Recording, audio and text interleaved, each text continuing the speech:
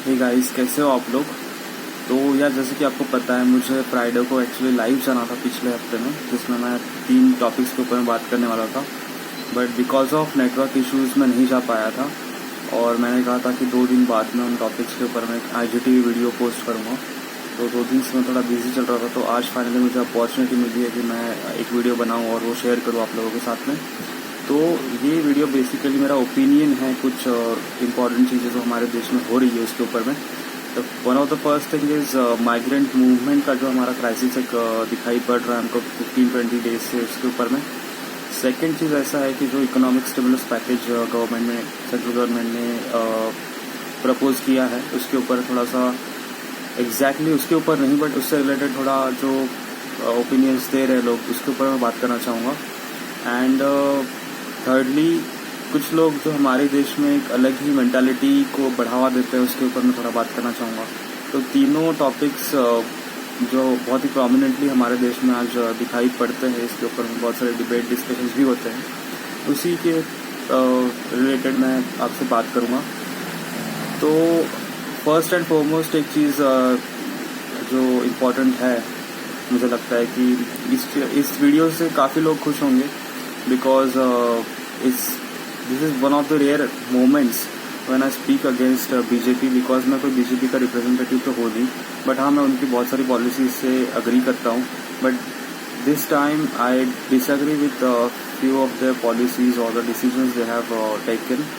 So I'm going to speak against BJP in this video, particularly on some issues, not on all, of course.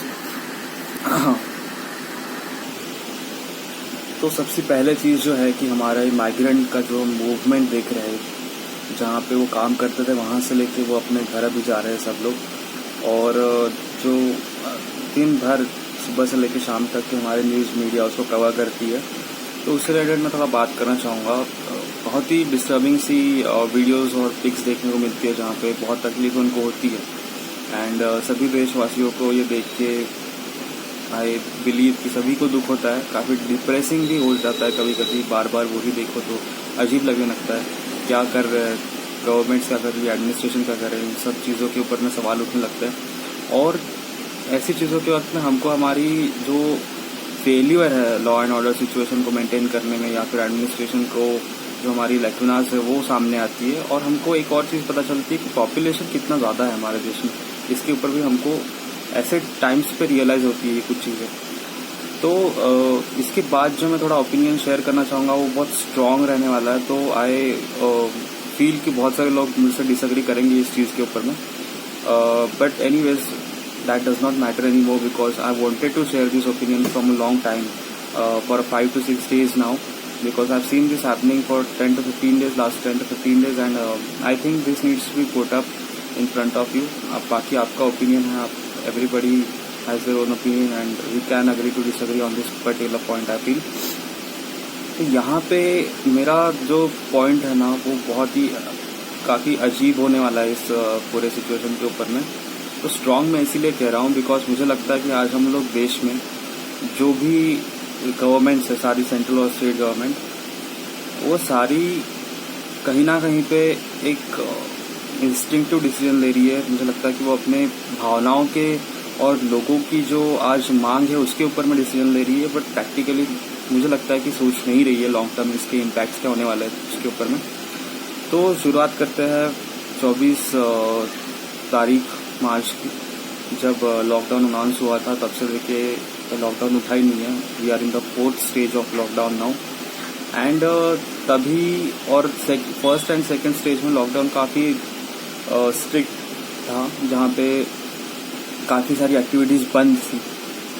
वहाँ से शुरू करती है, कुछ लोग तभी से अपने घर जाने चाहते थे, but because of the strict implementation नहीं जा पा रहे थे। उसके बाद क्या हुआ कि हाँ, और एक और चीज़ यहाँ पे इम्पॉर्टेंट हो जाती है बात करना, कि जब इनिशियली लॉकडाउन अनाउंस हुआ था और गवर्नमेंट को पता था कि मूवमेंट हो सकता है माइग्रेंट्स का, या फिर जो लेबर क्लास है उसका, एक स्टेट से दूसरे स्टेट में, और इसी वजह से उन्होंने बोला था स्टेट गवर्नमेंट्स को कि अपना अपना आप लोग जितने भी माइग्रेंट्स आपके यहाँ पे है, आप उनका ख्याल रखिएगा, and whatever the need may be, we will be supporting it to you, providing the any kind of assistance to you.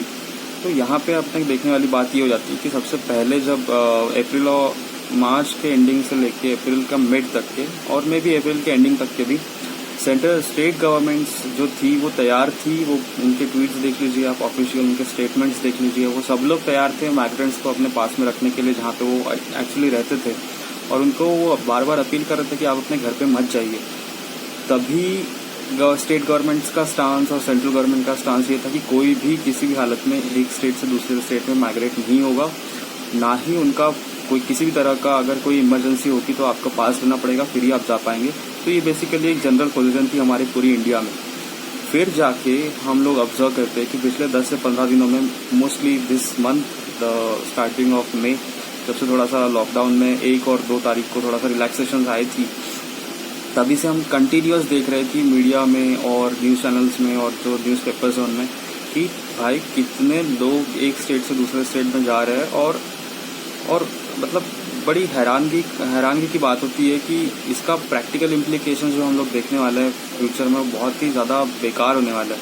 ये जो हम लोग अभी, हमारे लिए तो बहुत आसान है ये बोलना कि यार हाँ लोगों को अपने घर लौट जाना चाहिए, we don't know anything about the future कि क्या हो सकता है, कि दिनों के लिए लॉकडाउन बढ़ सकता है and every other thing. But जो चेंज ऑफ स्टांस हुआ है और वो इतना सडन था कि कोई एडमिनिस्ट्रेशन का भी ख्याल नहीं रखा गया और सेंट्रल और स्टेट गवर्नमेंट की तरफ से, और ये प्रिपेयर्डनेस मुझे दिखी और हम सभी ऑब्जर्व कर रहे हैं ये चीज़ को कि इतनी ज़्यादा संख्या में लोग यहाँ से वहाँ जाएंगे तो बहुत सारी प्रॉब्लम्स ऑब्वियसली होने वाली है। मोर ओवर मैं ये सबसे पहले ये सवाल मेरा दोनों गवर्नमेंट से रहने वाला है, सेंट्रल और स्टेट गवर्नमेंट का, कि in any case there should not have been a migration और this movement of migrants at first place. In any case there should not have been, and this should have, the responsibility of this should have been upon both the governments equally. आपने central government में होके आपने state government को कितना assistance provide किया, जबकि ये but obvious था कि शेल्टर प्रोवाइड करना था, फूड असिस्टेंस प्रोवाइड करना था, और जो भी उनकी बेसिक नेसेसिटीज़ थी उनको प्रोवाइड करना था। ना कि प्रोवाइड करना ये जस्ट एक बोलने की बात नहीं होती है, बस इसका प्रॉपर इम्प्लीमेंटेशन। और मोर सो जो आपको, जो अगर लग रहा है कि किसी तक ये बात नहीं पहुंची है कि यहाँ पे एक शेल्टर कैंप है, यहाँ पे आपको खाना पानी मिलने वाला है, ये अवेयरनेस भी लोगों में उतना एक पर्टिकुलर चीज़ का इन्फॉर्मेशन कम्युनिकेट करना भी आपकी ही रिस्पॉन्सिबिलिटी थी। तो ये कहाँ पे गलत हो गया, या फिर शायद से हमको यही नहीं पता कि शेल्टर कैंप्स है नहीं है, क्या सिचुएशन है एक्चुअली, वो भी गवर्नमेंट ने क्लियर नहीं किया था। तो प्रॉब्लम कहाँ से शुरू होती है वो देखते हैं अभी। ये वीडियो कितना लंबा खींचेगा मुझे भी नहीं पता है, जस्ट मैं बोलते रहूँगा, रॉ है बिल्कुल भी, इसका कोई एडिटेड पार्ट मेरा नहीं ख्याल है होगा।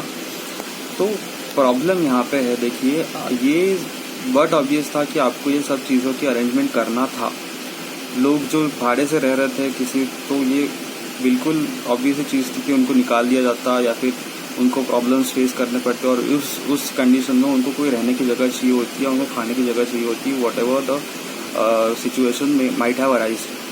तो ये चीज़ें होने वाली थी, ये तो बिल्कुल श्योर था।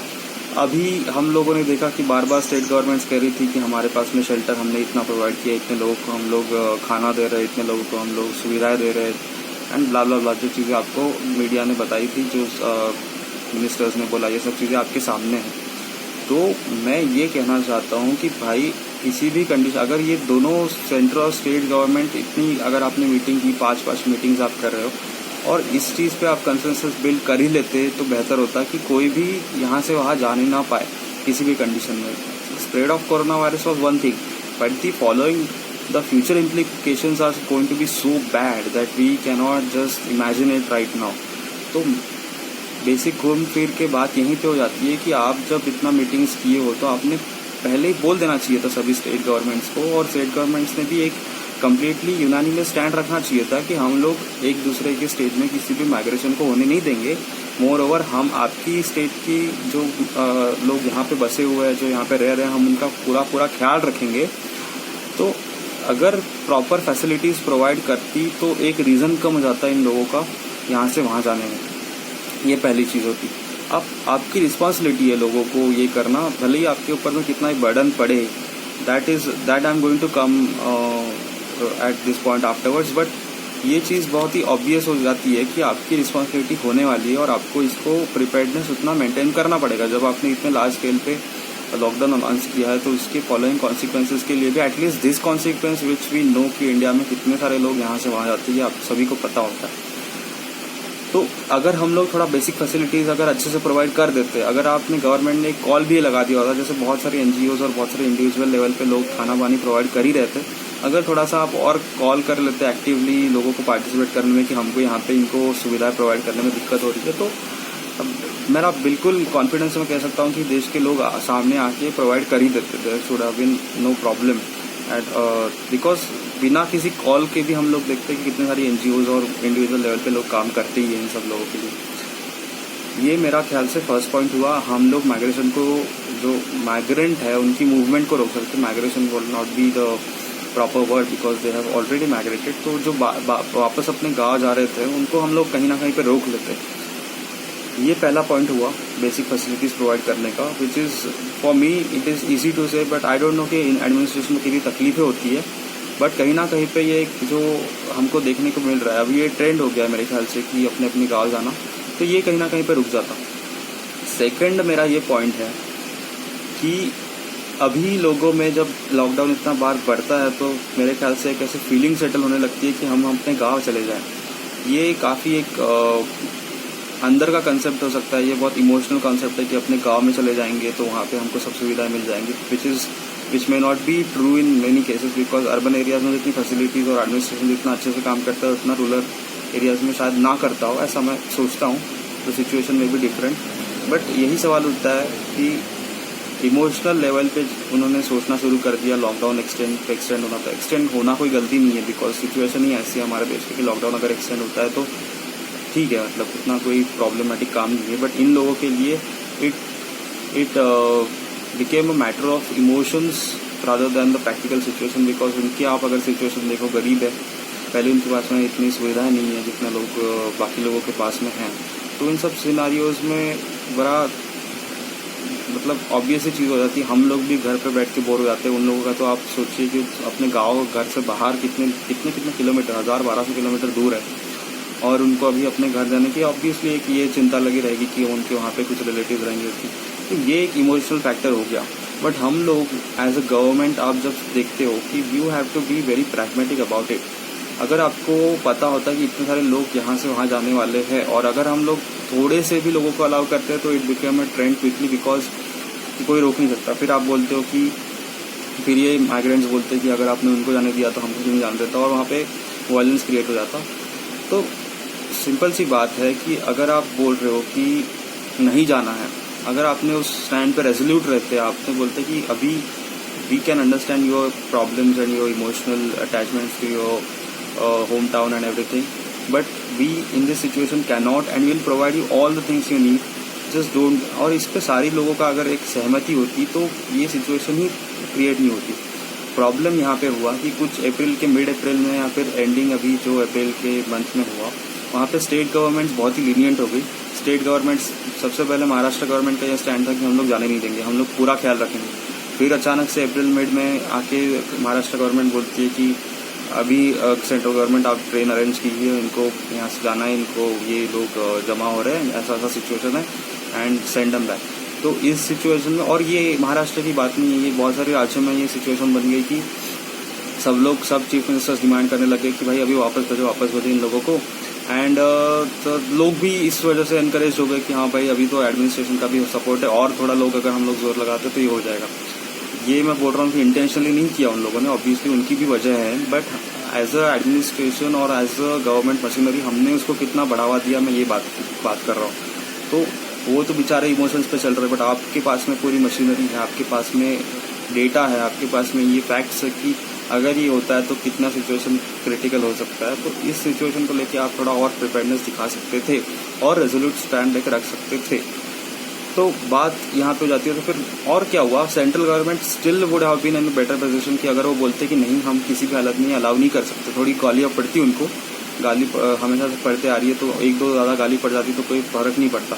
बट जो एक क्राइसिस अभी डेवलप हो गया है वो होने से तो बच जाते हैं हम लोग, ये तो फॉर श्योर गारंटीड है। तो मैं ये बात कर रहा हूँ कि अगर आप स्टेट गवर्नमेंट्स ने जो डिमांड किया और फिर सेंट्रल गवर्नमेंट ने भी इसको बढ़ावा दिया, ट्रेन चालू कर दी, श्रमिक ट्रेन एंड एवरीथिंग। फिर धीरे धीरे लोगों ट्रेन में जगह नहीं हो रही थी, ट्रेन में उनको टिकट्स नहीं मिल रहे थे, उसकी एडमिनिस्ट्रेटिव प्रॉब्लम्स हो गई, तो वो लोग पैदल चल लिए तो कोई बस अपने ट्रक्स में चल दिया, तो फिर एक्सीडेंट्स हो गए, फिर लोगों की मौत हुई। ये सब सिनारियो क्रिएट ही नहीं होता अगर हम लोग इसको अलाउ ही नहीं करते। ये सिंपल सा उसका पॉइंट है कि आप नहीं मत अलाउ कीजिए, किसी भी कंडीशन में आप बोलिए कि नहीं जा सकते हो भाई, आपको सारी सुविधाएं मैं प्रोवाइड कर रहा हूँ। और ये अपने स्टेट गवर्नमेंट्स ने भी इसी बात को समझना चाहिए था। भले ही कितने भी हम लोग इमोशनली ड्रिवन इस बात के लिए फील करते होंगे, but the only thing which matters right now is to think practically and pragmatically. थोड़ा प्रॉब्लम होता, थोड़े ये भी सिनारियोज होते हैं कि लोगों को दुख होता है, वो शायद सड़कों पर भी आ जाता है, but the crisis that we are facing right now it's on a very large scale. ये मतलब शब्दों में बयां करने वाली बात नहीं हो जाती, बहुत ही डिप्रेसिंग सी चीज़ हो गई है अभी फ़िलहाल के लिए। तो इस चीज़ से हम लोग बच जाते, तो कहीं ना कहीं पे ये रिस्पॉन्सिबिलिटी स्टेट गवर्नमेंट्स ने भी फॉलो नहीं की और सेंट्रल गवर्नमेंट ने उसमें लीनियंट व्यू लेके स्टेट गवर्नमेंट्स की डिमांड को के सामने झुक के जो उस चीज़ को और बढ़ावा दे दिया, एनकरेजमेंट दे दिया। तो ये मेरा इसके ऊपर में ओपिनियन है बेसिकली कि नहीं होना चाहिए था। मैं अभी भी अपोज करता हूँ, अभी भी। और इन सब चीज़ों में बस एक ही बंदा है, एक ही चीफ मिनिस्टर है जिसने हमेशा रेजोल्यूट स्टैंड रखे। एक्चुअली दो थे, बट एक ने बहुत ही उसका लॉजिकल रीज़न भी दिया।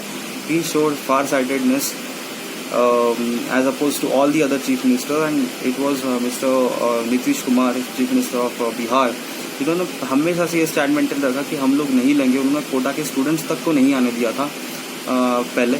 देवर सेइंग कि कोई अब इस सिचुएशन में अगर हम लोग ये सब अलाउ कर देते तो ये सिचुएशन बहुत ही ख़राब हो जाएगी। और आज ही मैं एक न्यूज़ देख रहा था, आज मैंने कंप्लीट न्यूज़ नहीं देखी, बट मेरे सामने से एक न्यूज़ फ्लैश हुई थी, तो हमको पता चला कि बिहार में जो 637 माइग्रेंट लेबर्स आए थे वो पॉजिटिव निकले। अब आप सोचिए सिनारियो को, कितने लोगों के कांटेक्ट में आए होंगे और क्या ही हुआ होगा, ये तो आप सभी जानते ही है। अब ये सी चीज़ें मुझे इसको बार बार स्टेट करने की ज़रूरत नहीं है। तो ये चीज़ हमको कितने लार्ज स्केल पे देखने को मिल गई पता नहीं। और हमने मई 2 के बाद में जो लॉकडाउन में रिलैक्सेशन से लेके आए थे, उसके बाद से जितनी केसेस बढ़ी है उतने तो पहले भी नहीं बढ़ रही थी। जिस स्पीड से ना कहते हुए डबलिंग रेट तो भले ही कम होगा, but the amount of cases that are coming positive each day is the problem। इतने कल के दिन में 5000 केस पॉजिटिव आए, इतना कभी नहीं आए थे। तो ये सब चीज़ें नहीं देख रहे कि इस माइग्रेंट लेबर के मूवमेंट से जो प्रॉब्लम होने वाली है, ये तो चलो मैं बोल रहा हूँ कि कोविड-19 की प्रॉब्लम, जो इकोनॉमिक प्रॉब्लम है वो तो छोड़ ही दीजिए। बिकॉज अभी आप देखिए कि ये टाइमिंग कितना गलत है माइग्रेंट लेबर्स को वापस जाने का। ये भी मेरे समझ के बिल्कुल बाहर। अगर आपको ये अलाउ करना था तो आप शायद अप्रैल मई के तभी कर देते, अप्रैल और मार्च के तभी कर देते जब लॉकडाउन चल रहा था। अभी जब लॉकडाउन रिलैक्स हो रहा है, जब भी रिलैक्सेशंस दे दिए गए इंडस्ट्रीज़ को और बाकी बिजनेस को रिज्यूम करते हुए, तो अब हम लोग नए प्रॉब्लम को देख रहे हैं। बिकॉज वहाँ पे लेबर्स ही नहीं है जो वहाँ पे जो काम करते थे। तो अभी वो फैक्ट्रीज शुरू होके भी they are not able to work in the most efficient manner and are not able to have the most efficient output they want to give. Because उनके पास में अभी परमिशन है, उनके पास में सारे रिसोर्सेज भी है, बट अभी उनके पास लेबर नहीं है। तो ये चीज़ आप देखिए कि जो जहाँ पे ये लेबर्स काम करते थे, वहाँ की अगर सारी ही लेबर पॉपुलेशन चली जाती है तो कितना बड़ा इकोनॉमी को धक्का पहुँचने वाला है। जबकि हम लोग अभी लॉकडाउन से निकल रहे हैं, अभी जब रिलैक्सेशन दिए जा रहे हैं, तो कितना गलत हो जाता है ये सब चीज़।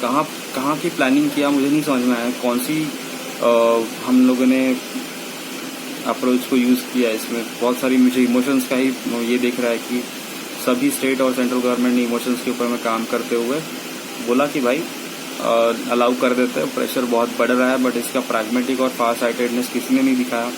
तो ये मेरा ओपिनियन है। ऑब्वियसली गवर्नमेंट की अलग प्रॉब्लम हो सकती है, लोगों की आप अलग व्यू पॉइंट्स रख सकते हो, but this was one of the problems that I feel कि हमको अवॉइड करनी चाहिए थी। एक और चीज़ जो मैं ये पर्टिकुलर माइग्रेंट क्राइसिस के बारे में बात करने चाहता हूँ वो ये है कि इसका मीडिया कवरेज बड़ा अजीब सा है। मतलब हमेशा से अजीब ही रहा है हमारे देश में। कब मीडिया ने अनबायस तरीके से इसको रिप्रेजेंट किया मुझे नहीं पता, I don't remember the last time. तो इस चीज़ के ऊपर मैं तो शॉक हो गया था बेसिकली कि किस तरह का जर्नलिज्म हम लोग आज दिखा रहे हैं। आज हम लोग क्या देखते हैं, सुबह से लेकर शाम तक कि आप माइग्रेंट्स को इधर उधर एरिया में देखते हो, आप उनसे सवाल पूछते हो कि भैया कहाँ से हो, कहाँ क्या काम करते हो, कहाँ जा रहे हो, ऐसे ही जाओगे क्या, पैदल जाओगे क्या। तो ये सब हम लोग सवाल तो उनसे पूछ लेते हैं। उसके ऊपर में हम लोग ये क्लिप्स भी दिखाते हैं। वहाँ की क्लिप्स बड़ी देखने लायक होती है। आप उसको एक थिएट्रिकल की तरह प्रेजेंट कर रहे हो, मतलब आप उसको एक मूवी की तरह प्रेजेंट करते हो। आप उसमें साउंड इफेक्ट्स डालते हो, आप पूरा एक वीडियो दिखाते हो जहाँ पे आप उससे रोकते हो, उससे बात करते हो, वो जाता है और जाते तक का आप उसको वीडियो कवर करते हो। उसका मतलब अजीब तरीके से उसमें एडिटिंग करते हो ताकि उसमें ड्रामेटिक फील आए। ये सब तो चलो मान लेता हूँ कि टीआरपी के लिए लोग करते हैं या फिर थोड़ा बनता भी है ताकि लोगों को भी इन्फ्लुएंस हो सके जो घर बैठ के उनको टीवी शोज़ देखती है। बट मेरे को एक चीज़ नहीं समझ में आती इन सब चीज़ों में कि इनके पास, मीडिया हाउसेस के पास में तो सारी रिपोर्ट्स होती है, सारी जानकारी होती है, सारी इन्फॉर्मेशन होती है कि स्टेट गवर्नमेंट, सेंट्रल गवर्नमेंट ने कहाँ कहाँ पे मदद प्रोवाइड करना शुरू कर दिया, यहाँ पे शेल्टर हाउसेस है कि नहीं। इनके पास तो ग्राउंड रियलिटी होती है। एक बार का मैं मान लेता हूँ कि माइग्रेंट्स को इन्फॉर्मेशन नहीं होगी, उनके पास में मिस इन्फॉर्मेशन हो गया या फिर उनको पता ही नहीं होगा कम्प्लीटली कि भाई शेल्टर हाउसेस है भी क्या, यहाँ पे उनको खाना मिल के रहा है क्या, ये सब चीज़ें उनको नहीं पता हो।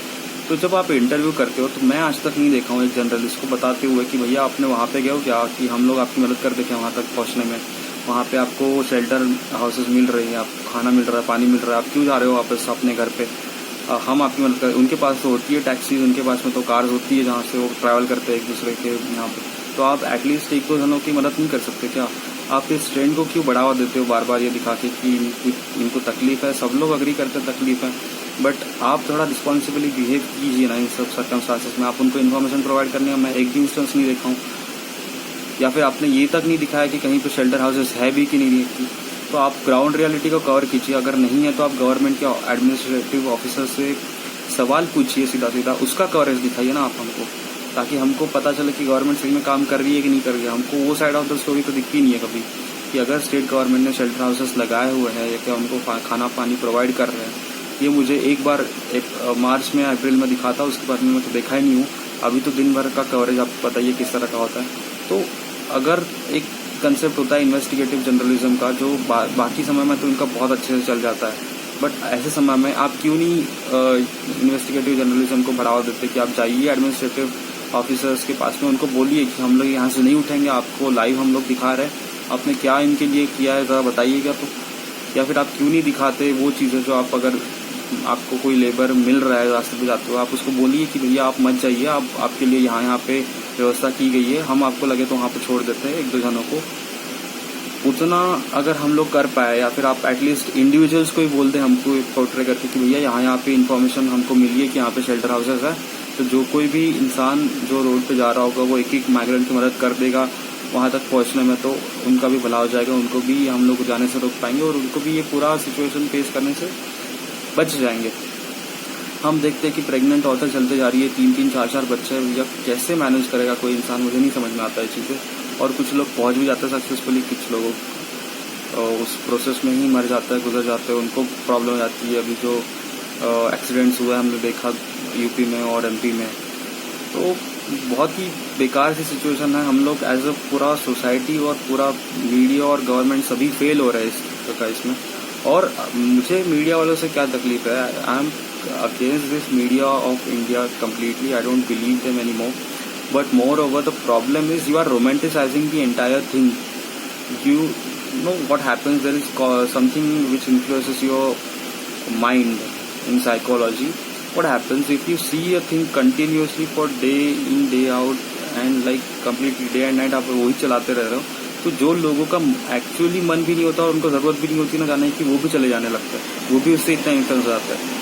आज बहुत लोग हम इजीली मीडिया को एक्सेस कर पाते हैं अपने मोबाइल से, स्मार्टफोन्स पे, थोड़ा बहुत नेट होगा तो न्यूज़ आने लगती है, खबर आने लगती है, और सारे कोई खबर पे आए थोड़ा बहुत तो नज़र रखते ही है, चाहे वो माइग्रेंट लेबर्स की ना हो। आप दिन भर एक चीज़ दिखाओगे ना तो वो बेचारे इन्फ्लुएंस हो जाते हैं उस सिचुएशन में, उनको इतनी सोचने समझने की शक्ति नहीं होती है, पहले से ही उन लोगों का प्रॉब्लम्स होती है, आप उनमें से और उसको इन्फ्लुएंस करते हो। आप दिन भर ये दिखा रहे हो कि यहाँ से भी जा रहे हैं वहाँ से भी जा रहे हो, तो वो सोचता है कि यार इतना कोई बेकार सिचुएशन है क्या, तो मैं भी चला निकल जाता हूँ ताकि प्रॉब्लम से मैं बच सकूँ।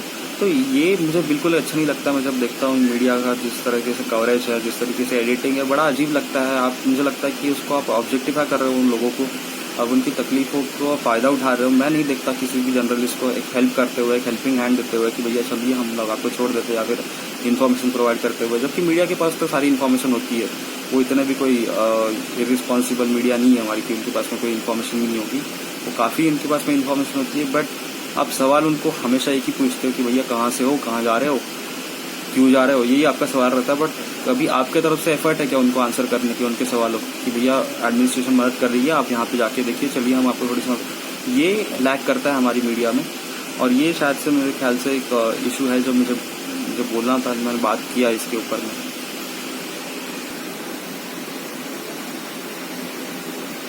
और अभी आते हैं सेकेंड पॉइंट की तरफ में, जो है इकोनॉमिक स्टिमुलस पैकेज जो हमारी गवर्नमेंट ने अनाउंस किया, उसके ऊपर में मेरा ओपिनियन। तो मैं यहाँ पर डिटेल्स में नहीं जाऊँगा कि क्या प्रोवाइड किया क्या नहीं किया, वो आप सभी लोगों को पता है। आप सभी लोगों ने उसके रिपोर्ट्स देखे हुए, एनालिसिस देखा हुआ। मैं सिर्फ यहाँ पे एक कंसर्न को, थोड़ा सा लोगों की मिसकंसेप्शन है, लोगों को other part of the story नहीं पता होगा, उसको थोड़ा सामने लाना चाहूँगा। पिछले कल और आज से एक और ट्रेंड हमारे इसमें चालू हुआ कि हम लोग बोल रहे हैं कि जो जब भी इकोनॉमिक स्टिमुलस पैकेज का हमने ब्रेकडाउन देखा या फिर ब्रेकडाउन पे सवाल पूछा, I was covering like I was listening to all the 5 press conferences that Nirmala Sitharaman has conducted. तो उसमें मैं देखा हूँ, तो एक बार एक सवाल पूछा था कि इसमें फिस्कल स्टिमुलस कितना था गवर्नमेंट की तरफ से और मॉनेटरी स्टिमुलस कितना था। तो आपको आई थिंक ये डिफरेंस पता होना चाहिए, फिस्कल क्या होता है और मॉनेटरी क्या होता है। फिस्कल होता है वो गवर्नमेंट की तरफ से होता है, it is part of the government balance sheet, और जो मॉनेटरी होता है वो बेसिकली आरबीआई की तरफ से होता है, the measures that are taken by the RBI. और जो फिस्कल मेजर्स होती है वो रिलेट करती है हमारी एक्सपेंडिचर से, डायरेक्ट एक्सपेंडिचर जो गवर्नमेंट का होता है पब्लिक की तरफ में, उससे रिलेट करेगा, जो इंफ्रास्ट्रक्चर होगा या फिर हेल्थ केयर सिस्टम प्रोवाइड करना होगा, या फिर जो टैक्स डिडक्शंस होंगे हमारे, जो टैक्स की जो रेट होता है उसको कम ज़्यादा करना, वो भी उसमें होता है। और मॉनेटरी में हम लोग देखते हैं कि जो इंटरेस्ट रेट्स होता है वो कम ज़्यादा होती है, तो बेसिकली वो मॉनेटरी पॉलिसी होगी। तो यहाँ पे एक ये था, एक मिसकंसेप्शन नहीं बोलते आएगा, एक बेसिकली स्टोरी चलाई जा रही है कि अगर हम लोग देखें इकोनॉमिक स्टिमुलस पैकेज का ब्रेकडाउन, तो जो फिस्कल स्टिमुलस है वो only is 1.8% of the GDP. I am stating this from the स्वराज्य। और अलग अलग इसमें प्रिंट ने शायद से उसको 0.8 ही बताया, फिर 1 दिखाया, कुछ ऐसा परसेंटेज बताया। तो basically it is not 10%, it is just 1.8% fiscal stimulus का। तो एक्चुअली ऐसा सीन नहीं है, ये मैं एग्री करता हूँ कि 1.8 ही है जो इमीडिएट स्पेंडिंग होगा गवर्नमेंट का, जो मतलब तुरंत अभी जो गवर्नमेंट को जितना खर्चा आने वाला है, जितना वो एक्सपेंडिचर करने वाले इस तरफ में, तो बेसिकली डायरेक्ट एक्सपेंडिचर होगा, जो कैश इन हैंड के थ्रू में हम लोग बात करते हैं, वो उससे रिलेट करता है। तो वो होता है, वो डेफिनेटली 1.8 है इस इमीडिएट टाइम के लिए। जो लॉन्ग टर्म एक्सपेंडिचर होगा वो थोड़ा बढ़ेगा, क्योंकि फिर हम लोग देखेंगे जो क्रेडिट सिस्टम चलाई जा रही है कि जो MSMEs हो गई उनको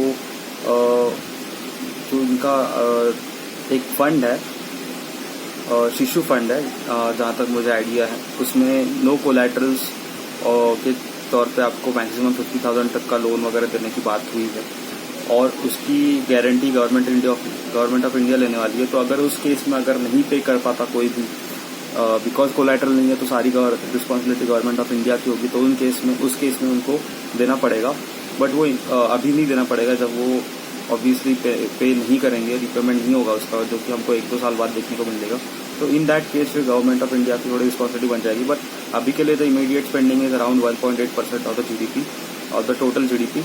बट फिर हम लोग फिर से घुमा फिरा के वहीं पे आ जाते हैं कि बाकी कंट्रीज ने तो ऐसे दिया, बाकी कंट्रीज ने तो इतना दिया, हमने क्यों नहीं दिया। पहली स्टार्टिंग पोजीशन ना हमारी कंट्री की यहाँ से होती है। यहाँ के लोग इतने इग्नोरेंट है कि इन लोगों को लगता है GDP मतलब कि टोटल हमारे पास में रेवेन्यू कितना है। ऐसे बहुत लोग होंगे, मेरे को लगता है कि GDP का मतलब समझते हैं कि टोटल हमारे पास में रेवेन्यू जनरेट कितना होता है और उसमें से गवर्नमेंट कितना स्पेंड कर रही है, ये देखते हैं हम लोग कि 100% अगर रेवेन्यू होगा तो उनको लगता है कि 1.8% गवर्नमेंट स्पेंड कर रही है। तो ये सिचुएशन नहीं है। बेसिकली GDP क्या होता है आप रिसर्च कर लीजिए। GDP होता है हमारी आउटपुट जो है, टोटल आउटपुट जो हो रहा कंट्री का, उसका वैल्यू, टोटल वैल्यू जितना होगा वो GDP होगा। तो आउटपुट जितना भी होता है पब्लिक प्राइवेट सेक्टर जो भी बोल लो आप, जितना भी हमारा टोटल ग्रॉस आउटपुट होता है उसका जो वैल्यू होती है वो हमारी जीडीपी होती है। और अभी उसका रेवेन्यू कितना होगा, उसका पार्ट पूरे जीडीपी का रेवेन्यू कितना पार्ट होता है एक पूरे जीडीपी का, 100% जीडीपी का रेवेन्यू कितना परसेंटेज होता है, ये मेरे को सवाल उठा। क्योंकि मैं सोचता हूँ कि यार यूएस इतना स्पेंड कर रही है और हमारी इकोनॉमी तो बहुत बड़ी है, we are likely fourth largest economy और fifth largest economy in the world as of now, I have to check that. But yes, तो इतनी बड़ी इकोनॉमी है तो हम लोगों का स्पेंडिंग इतना कैसे कम है? तो ये सवाल बहुत लोगों के दिमाग में होगा कि यार हम लोग 1.8 यू कर रहे हैं या फिर हम लोग इन टोटल 10% यू कर रहे हैं, जबकि बाकी कंट्रीज में 12 या उससे आसपास के परसेंटेज में किया था। तो इसका सवाल आपको मिलेगा कि आप पहले तो ये समझिए कि पूरे जीडीपी में से गवर्नमेंट के पास रेवेन्यू कितना आता है, मतलब जीडीपी का कितना पार्ट गवर्नमेंट के पास रेवेन्यू आता है। तो इसके लिए मैं सबसे पहला जो बेस्ट ये रहता है सिनारियो देखने के लिए, क्योंकि मेरे ये क्यूरियस माइंड का सवाल था, मेरे दिमाग में आया कि यार हमारे पास ना एक्चुअली हमको सिचुएशन देखनी पड़ेगी कि जीडीपी तो इतनी बड़ी है बट रेवेन्यू कितना है। तो सबसे पहले रेवेन्यू का मोस्ट पार्ट आता है टैक्सेस से, जो हम लोग डायरेक्ट और इनडायरेक्ट टैक्सेस पे करती है गवर्नमेंट को, तो उसका कितना पार्ट आता है। तो जब मैं ये देखा तो मतलब कमाल ही हो गया, मतलब मेरे तो होश ही उड़ गए। यहाँ पे मैं आपको बताता हूँ कि इंडिया का जो gross tax to GDP ratio है, मतलब जीडीपी में से कितना परसेंट टैक्स से आता है, तो वो है सिर्फ 10.9%। मतलब 10.9% 100% में से हमारा बस टैक्सेस से आ रहा है। तो रेवेन्यू का सबसे ज़्यादा बड़ा सोर्स आज हमारी कंट्री में टैक्सेस ही है। तो बस 10.9%, मतलब आप समझिए कि कितना डिफरेंस है। मैं आपको डिफरेंस बताता हूँ कि बाकी कंट्रीज से ये कैसे डिफर करता है। तो बाकी कंट्रीज में जैसे यूएस की बात कर ले तो वहाँ पे 24.3% जीडीपी का रेवेन्यू टैक्स रेवेन्यू है। रशिया का 19.5% है, यूनाइटेड किंगडम्स का 34.3% है, ऑस्ट्रेलिया का 28.5% है, जापान का 35.9% है और साउथ कोरिया का 33.6% है। ये जो मैं आपको दिया ये कंपैरेटिवली दिया हूँ क्योंकि हमारी इकोनॉमी इनसे कंपेयर हो सकती है। तो आप देखिए कि और ये टैक्स टू जीडीपी रेशियो इतना इंपॉर्टेंट क्यों है, बिकॉज जब तक रेवेन्यू जब गवर्नमेंट के पास ज़्यादा नहीं रहेगा तो वो एक्सपेंडिचर कहाँ से करेगी भैया। जो आपके पास में पैसा ही नहीं आ रहा है तो आप एक्सपेंडिचर कहाँ से करोगे? आप डेप्ट लोगे, आपका डेप्ट का परसेंटेज बढ़ते जाएगा, बट आप लाइबिलिटी बढ़ा रहे हो बट आपका रेवेन्यू उतना नहीं है। तो जहाँ जिस भी कंट्री का टैक्स टू जीडीपी रेशियो जितना बड़ा होगा उनकी इकोनॉमी या फिर उनकी गवर्नमेंट के अंडर में उतना ज़्यादा पैसा रहेगा स्पेंड करने के लिए। तो हमारा सिर्फ 10.9% है फिजिकल ईयर में, 18-19 के फिजिकल ईयर में जो पुराना अभी गया हुआ फिजिकल ईयर है उस पर बस 10.9% हमारी टैक्स टू जीडीपी रेशियो है। और इसमें भी गिरावट हुई थी बिकॉज हमारे जीएसटी कलेक्शंस गिरी थी। हमारी कंट्री में प्रॉब्लम है कि लोग टैक्सेस ही नहीं भरते और इसको इंक्रीज करने के लिए अगर गवर्नमेंट ने टैक्सेस का रेट इंक्रीज कर दिया तो लोग सड़क पर उतर जाएंगे कि आपने कैसे कर दिया। बट लोग ऑनेस्टली, जितने लोगों को ऑनेस्टली टैक्स भरना चाहिए उतने लोग भी नहीं भरते, उस वजह से हमारा ये कलेक्शन है और इसी वजह से हमारी रेवेन्यू गिर जाती है। आप समझिए कि गवर्नमेंट के पास में जितना पैसा जाना चाहिए उतना जा ही नहीं रहा है। We are under tax country, हम लोग टैक्स भरते नहीं है, उसकी वजह से जितना टैक्स एक्चुअली होना चाहिए कहाँ पे है, मतलब आंकड़ा देखिए आप कितना डिफरेंस है। यूएस का 24.3 है, हमारा 10.9 है, जबकि we are competing with economies on a whole level of GDP. अगर जीडीपी के हिसाब से हम लोग इनसे कम्पीट कर रहे हैं, मतलब हमारी जीडीपी तो बढ़ रही है बट उस हिसाब से टैक्स टू जीडीपी रेशियो नहीं बढ़ रहा है। आप इसके ऊपर में रिसर्च कीजिए, आपको बहुत इंटरेस्टिंग लगेगा ये चीज़। सेकेंड चीज़ मैं आपको बताना चाहूँगा वो है कि हमारे टोटल रेवेन्यू कितना है गवर्नमेंट के पास में। Just a second, okay. तो आप देखिए कि मैं आपको एक जस्ट एग्जांपल देता हूँ। तो देखिए एग्जांपल ऐसा है कि पिछले फिस्कल में, मतलब पिछले अप्रैल से लेके ये जनवरी तक के 2020 तक का हमारी गवर्नमेंट का रेवेन्यू था पूरा मिला के 12.82 लाख करोड़ का। ये हुआ रेवेन्यू पूरा, टैक्स से लेके नॉन टैक्स और रेवेन्यू पूरा पकड़ के 12.82 लाख करोड़ का ये रेवेन्यू था। और हमारे उसी पीरियड में एक्सपेंडिचर की बात करें तो वो है 22.68 लाख करोड़ का, 22.68 लाख करोड़ का। तो दोनों वैल्यूज लाख करोड़ में ही है। तो यहाँ पे करीब 10 10 लाख करोड़ का यहाँ पे डिफरेंस है। मुझे ये तो पता है, आप सभी लोगों को ये भी पता होगा कि जो बजट है वो तो ऑब्वियसली डेफिसिट में रहता है, बिकॉज हमारी लाइबिलिटीज़ बहुत है और रेवेन्यू कम है। बट आप अगर सिचुएशन देखें तो बहुत ही ख़राब है। मतलब जीडीपी का बस अगर हम लोग 10.9% और टैक्सेस से और पूरा कंबाइनली पकड़े तो ज़्यादातर 12-13% तक जाएगा टोटल मेरे ख्याल से। तो अगर ये सिचुएशन है तो गवर्नमेंट ने 20 लाख करोड़ का पैकेज दिया, उसमें से फिस्कल भी 1.8% का हम लोग पकड़े पूरे जीडीपी में से। तो मेरे ख्याल से हम लोग पहले ही बहुत ख़राब सिचुएशन में और ख़राब हो सकती है। बाकी जो लोग ये बोल रहे हैं कि फिस्कल थोड़ा सा ज़्यादा हो सकता है, फिस्कल स्टिमुलस ज़्यादा होना चाहिए था और डायरेक्ट इन्वेस्टमेंट बढ़ा देते अगर गवर्नमेंट अपनी तरफ से, मतलब जो डायरेक्ट एक्सपेंडिचर होता है। तो मैं इस चीज़ से अग्री करता हूँ कि इंफ्रास्ट्रक्चर को अगर हमको डेवलप करना है, अगर हमको बाकी कंट्रीज़ को इन्वेस्टमेंट यहाँ पे लेना है और बाकी भी हमारी जो डायरेक्ट एक्सपेंडिचर की जो चीज़ें हो जाती हैं, जैसे पब्लिक वर्क्स हो गया, रोड कनेक्टिविटी हो गई, इंफ्रास्ट्रक्चर हो गया, इस पर अगर हम लोग ज़्यादा फोकस करते तो आगे के लिए बहुत अच्छा हो जाता। तो यस, मैं थोड़ा सा डिसअपॉइंटेड हूँ इस इकोनॉमिक स्टिमुलस पैकेज से। मैं एक्सपेक्ट कर रहा था कि हम लोग थोड़ा कैपिटलिस्ट व्यू लेंगे जो सिचुएशन है उसके बाद में, बिकॉज ज़रूरत है। हम लोग फिर से सोशल वेलफेयर के नाम पे अपना खुद का ऊपर में लाइबिलिटी नहीं बढ़ा सकते, हम उसी में रह जाते। 70 सालों से वही किया है हमने और अब भी हम लोग कंटिन्यूसली वही करेंगे तो बहुत ख़राब सिचुएशन हो जाएगी।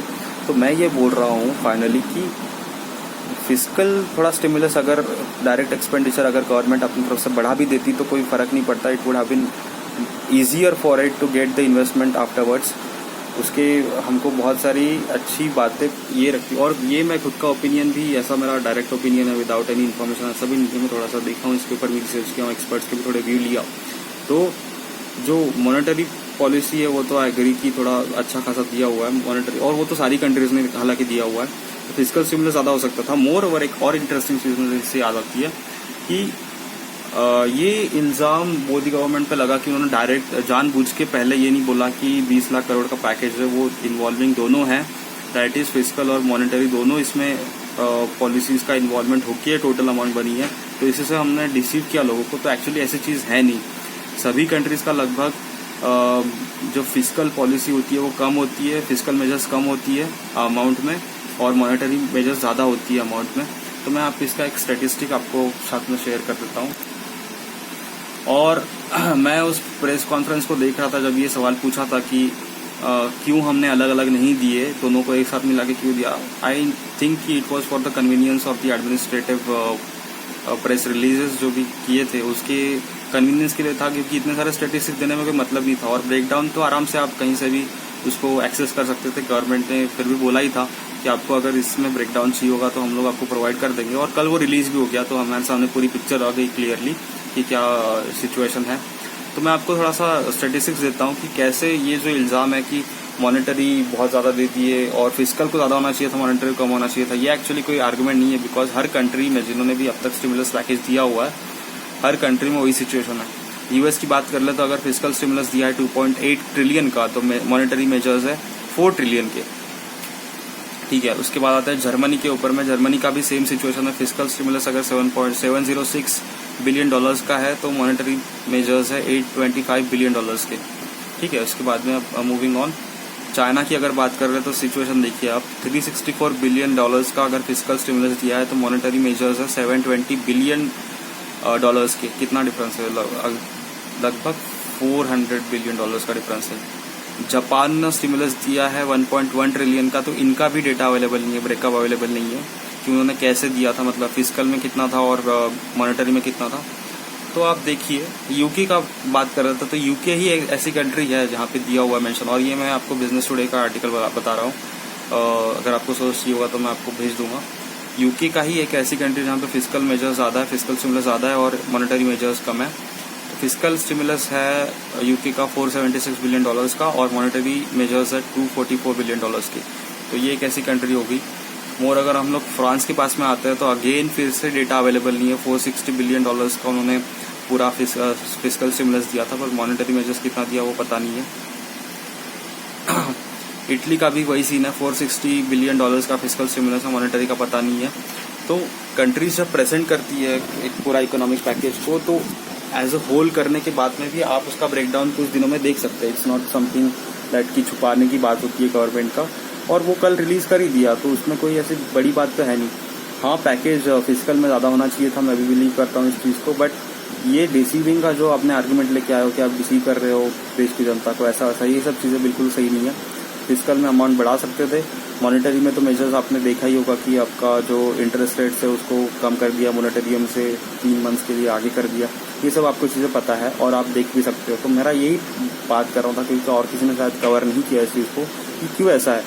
तो इसी वजह से है कि और ये कोई चीज़ बात नहीं करेगा कि हमारी जीडीपी भले ही बढ़ रही होंगी बट हमारी रेवेन्यूज इतने ज़्यादा नहीं है। तो रेवेन्यू एक्चुअली कंपैरेटिवली बाकी सालों से बढ़ रहा है, बट जितने हिसाब से हमारी जीडीपी बढ़ रही है उतने हिसाब से हमारा रेवेन्यू नहीं बढ़ रहा है। तो वो एक रेशियो मेंटेन होना चाहिए, ताकि हम अगर रेवेन्यूज़ की बात करें, रेवेन्यू टू एक्सपेंडिचर की बात करें, तो हमारी एक बैलेंस होना चाहिए। और जैसे हमारी कंट्री का टारगेट है 5 ट्रिलियन का, तो उस हिसाब से हमको रेवेन्यूज़ को बढ़ाना होगा। सिर्फ जीडीपी को हम लोग पूरा ऐसा होल 5 ट्रिलियन तक लेके जाके भी अगर हमारे पास की गवर्नमेंट के पास में रेवेन्यू इतना जनरेट नहीं हो पाता है कि वो उसको लोगों पे खर्च कर सके, और हमारी लाइबिलिटीज इतनी बढ़ जाती है, हमारा डेट का आपकी स्टेटिस्टिक्स में आपके पास में दे देता हूँ कि हमारी डेट टू जीडीपी का रेशियो कितना है, मतलब हमारी जीडीपी के ऊपर में डेट कितना है। तो वो है गवर्नमेंट डेट का, मैं बात कर रहा हूँ, प्राइवेट डेट की बात नहीं कर रहा हूँ। गवर्नमेंट डेट का है 69.62% का गवर्नमेंट डेट टू जीडीपी का रेशियो ये है। तो गवर्नमेंट का जो डेट है वो जीडीपी के अकॉर्डिंगली 69.60 का है, जो आइडियली बोलता है जो इकोनॉमिक एक्सपर्ट्स है, और जो आई गेस मैं आपको ये भी बता दूं, ओके, मेरे को एक्चुअली वो सोर्स नहीं मिल रहा है, तो उन्होंने बोला था कि 60% के कम होना चाहिए हमेशा, जो हमारा 69.2 है ऊपर ही है, और मोर ओवर ये बढ़ना नहीं चाहिए। अगर हम लोग लाइबिलिटीज को कंटिन्यूसली अपने ऊपर में लेते रहेंगे और उतना रेवेन्यू जनरेट नहीं होगा तो बहुत दिक्कतें खड़ी हो जाएगी। फिर हमारा देश में वही प्रॉब्लम हो जाता है फिर से कि हम लोग डेट के अंदर में डूब जाते हैं। वर्ल्ड बैंक से लेंगे, IMF से लेंगे, अभी जो लिया ही हुआ है कोविड-19 को टैकल करने के लिए। तो ये एक चीज़ थी जो कोई बोलता नहीं है। दूसरा मैं एक चीज़ के ऊपर मैं आता हूँ, इसी से रिलेटेड, और मेरा थर्ड टॉपिक है कि भैया कुछ लोगों का माइंडसेट हमारे देश में, कुछ लोग इतने बुद्धू है, इतने इग्नोरेंट है कि उनको सिंपल सी चीज़ें नहीं समझ में आती है इकोनॉमिक्स के बारे में। अब मैं एक्सपेक्ट भी नहीं करता, बट फिर लोगों का ना खुद का स्वार्थ भी बड़ा होता है कि हमको इकोनॉमिक्स बोलना है, हमको इकोनॉमी के ऊपर में बात करनी है, तो ज़रा बात कर लेते हैं। फिर हमारे राहुल गांधी जी और कुछ कांग्रेस के नेताओं ने बोला कि आप डायरेक्ट एक काम क्यों नहीं करते, आप डायरेक्ट लोगों के हाथ में पैसे दे दो, है ना। एक तो मैं मीम देखा है, किसी ने भेजा था कि 135 करोड़ लोग हैं, 1 करोड़ सबको दे दो, खत्म काम, इतना 20 लाख करोड़ खर्च करने की ज़रूरत क्या थी। तो भैया आपकी थोड़ी बुद्धि कम है। अगर आपकी लॉजिक से हम लोग चलेंगे तो मुझे बताइए, सीधा सीधा हम RBI को बोलते हैं कि ज़्यादा नोट्स प्रिंट आउट कर दे और लोगों को बांट दे। वेरी सिंपल, क्योंकि सारी प्रिंटिंग और जो मिंटिंग की प्रोसेस होती है वो तो गवर्नमेंट के हाथों में होती है। तो हम लोग अगर नोटों को ज़्यादा छापेंगे और उसको गवर्नमेंट लोगों के बीच में दे देंगे तो क्या फ़र्क पड़ता है? फ़र्क पड़ता है, उससे इन्फ्लेशन बढ़ेगा। सिंपल सी चीज़ है ना। अगर आप थोड़ा बहुत इकोनॉमिक्स पढ़ लेते हैं और अगर आप समझ लेते बातों को कि कभी भी डायरेक्ट लोगों के हाथ में देने से अच्छा उनको बेनिफिट्स इन काइंड प्रोवाइड करना, ताकि बाकी सर्विसेज प्रोवाइड करना। जैसे गरीबों को डायरेक्टली 5,000 ना देते हुए हम लोग क्या कर सकते हैं कि उनको जो बेसिक नेसेसिटीज़ है, उनका रेंट है, वो अगर हम लोग ले ले अपने सर पे, जैसे कि अभी गवर्नमेंट सोच रही है कि एक रीजनेबल रेंट प्रोग्राम बनाया जाए, जहाँ पे एक ऐसी गवर्नमेंट प्रॉपर्टीज़ के भीतर उनको जगह दी जाएगी जहाँ पे रेंट बहुत ही अफोर्डेबल होंगे, कम होंगे। या फिर आप देखिए रेशन की स्कीम होती है कि उनको कम दाम पे हम लोग क्या करते हैं, चावल दाल ये सब प्रोवाइड करते हैं। तो आप देखिए, कभी भी बेनिफिट्स अगर देने होते हैं तो कभी भी हाथ में मत दीजिए, बिकॉज हम ये नहीं समझ पाते कि कोई इंसान कैसे स्पेंड करेगा उसको। अगर आप 5,000 दे दोगे, 2 दिन में उड़ा दिए जाएंगे तो क्या मतलब है? किसी का भला तो उससे होने नहीं वाला, गवर्नमेंट का भी पैसा चला जाएगा और वो इंसान को भी इतनी बुद्धि होनी चाहिए कि वो कैसे उसका यूज़ करेगा। तो मोर ओवर, और इससे बहुत इकोनॉमी पर प्रॉब्लम आता है जो कि लोगों को समझ में नहीं आता है। ये सेम लॉजिक हम लोग चलते हैं कि हम लोग ज़्यादा बैंक नोट्स क्यों नहीं छापते, हम लोग कैश क्यों नहीं ज़्यादा छापते। इसका रीज़न भी वही है कि इन्फ्लेशन बढ़ जाता है ऐसे सिचुएशन में। अगर आप एकदम से एक दिन के अंदर में सबको 5,000 ट्रांसफर कर दोगे, सब लोग परचेसिंग पावर लोगों की बढ़ जाएगी, सब लोग दौड़ेंगे चीज़ें खरीदने के लिए, जो उनकी नेसेसरी सब चीज़ें हैं उनको खरीदने के लिए दौड़ेंगे। और आप ये भी नहीं पूरे गारंटी ले सकते कि सारे लोग 5,000 को बराबर 3 महीने के लिए यूज़ करेंगे या 4 महीने के लिए यूज़ करेंगे या जुडिशियसली यूज़ करेंगे। है ना। इतनी अवेयरनेस होती तो लोगों के आज बैंक अकाउंट्स भी होते हैं, बट बैंक अकाउंट्स है नहीं, तो बहुत लोगों को डीबीटी में प्रॉब्लम होता है कि उनके डायरेक्ट बेनिफिट ट्रांसफर नहीं हो पाता उनकी बैंक अकाउंट में। बहुत सारी चीज़ें इस पर मैं आऊँगा धीरे धीरे। बट ये जो हम लोग मानसिकता जो चला रहे हैं कि लोगों को डायरेक्टली पैसा दे दो, ये डालना लोगों के मन में कि आपको ऐसा हो सकता है, यही बहुत बड़ी चूतिया चीज़ है। मोर ओवर आप मतलब कैसे बोल देते हो, आप एक इतने रिस्पॉन्सिबल और बड़ी पार्टी का आप झंडा लेके चलते हो कि हम लोग ऐसा है, हम लोग सोचते हैं ये कर, किस तरह का लॉजिक यूज़ करते हो भाई आप लोग? थोड़ा सा रद्दी भर का भी दिमाग नहीं है कि आपके पास में इस तरह का स्टेटमेंट देने से पहले? थोड़ा तो सोच लो कि इज इट इवन पॉसिबल, और इसको नहीं करने का रीज़न क्या है? आपकी गवर्नमेंट थी तब आपने किया क्या? इतना दे दी क्या 10,000 लोगों को? आप लोन वेव करते हो ना, लोगों के बैंक अकाउंट में 10 लाख तो नहीं ट्रांसफर करते हो? समझा करिए बेनिफिट्स क्यों दिया जाता है, और बेनिफिट्स इन काइंड क्यों दिया जाता है, बेनिफिट्स इन कैश क्यों नहीं दिया जाता? वैसे भी गवर्नमेंट ने 2-2 हज़ार डाले थे कोई एक पर्टिकुलर कैटेगरी को टारगेट करके। वैसे ही जो जनधन में लेडीज़ का अकाउंट था उसमें 500 रुपये डिपॉजिट किए थे, तो हम लोग अमाउंट कम क्यों रखते हैं देने के लिए? तो भाई नोट छाप लो, दे दो, कोई प्रॉब्लम नहीं है। इसके प्रॉब्लम है भैया, आपको पता नहीं है, आपकी बुद्धि उतनी अच्छी नहीं है जो आपको समझ पाए इतना। तो इस तरह का अगर हम लोग एटमॉस्फेयर क्रिएट करते रहेंगे, और जो लोग अवेयर है एटलीस्ट वो तो सामने आके बोले, उनको तो ट्रोलिंग तो होती है मैं मानता हूँ, बट ऐसे रिस्पॉन्सिबली कोई वीडियो तो बनाए ना, लोगों को तो पहुँचाए। आपके सामने अगर ऐसी बात हो रही है तो आप रोकिए भैया, क्या बात कर रहे हो आप? थोड़ी सी भी बुद्धि नहीं है क्या आप में? तो ये सब चीज़ें हमको थोड़ा देखना पड़ेगा अगर हमको देश की मेंटल कैपेसिटी को आगे ले जाना है। मैं हमेशा बात करता हूँ कि लोगों को अवेयरनेस ज़्यादा ज़रूरी है। इस चीज़ से और एक बात सामने आई कि हमने देखा कि क्या हुआ, लोगों को अभी हम लोग अगर गवर्नमेंट मान भी लेती कि हमको डीबीटी करना है, कोई बेनिफिट्स ट्रांसफ़र करना है डायरेक्टली बैंक अकाउंट में, तो लोगों के अकाउंट्स नहीं है। मोर ओवर कोविड-19 ने हमको एक चीज़ सिखा दी कि सेविंग्स का कितना ज़्यादा महत्व होता है। अभी जो लेबर क्लास है, छोटे मोटे जो लोग हैं जो काम करके डेली वेज अर्नर्स है, इनका अकाउंट नहीं होता, इनकी सेविंग्स की कोई स्ट्रेटेजी नहीं होती, तो फाइनेंशियल अवेयरनेस नहीं है कंट्री में, जो मैं एक्सपेक्ट भी नहीं करता, बट करना की ज़रूरत है भाई। कितने सालों तक ऐसा चलेगा? 70 साल ऐसे ही हो गए। जब तक हम लोग ये छोटी छोटी चीज़ें लोगों को समझाएंगे नहीं, अगर ये पता होता लोगों को सेविंग्स का कंसेप्ट क्या है, तो भले ही डेली वेज अर्नर हो कोई भी हो, कुछ तो पैसा जमा कर लेता, कोई तो बैंक अकाउंट में डाल देता अपने, ताकि वो कभी भी उसके एक्सेस कर पाए। बट लोगों में इतने अवेयरनेस नहीं है। लोगों में दूसरा अवेयरनेस ये नहीं है, मैं देखता हूँ कि लेबर वर्कर्स का जो निचले स्टेटा का जो क्लास होता है, भैया कितने बच्चे हैं उनके, 5-5, 6-6 बच्चे लेके लोग चल देते हैं। पॉपुलेशन के ऊपर में कोई अवेयरनेस नहीं है। ये सब तो चलो बहुत एम्बिशियस बातें हो गई करने के लिए, बट मैं एक जनरल आइडिया दे रहा हूँ कि हम लोग अभी तक यही करते आ रहे हैं। हम लोग अभी तक लोगों को बेवकूफ़ी बनाते आ रहे हैं।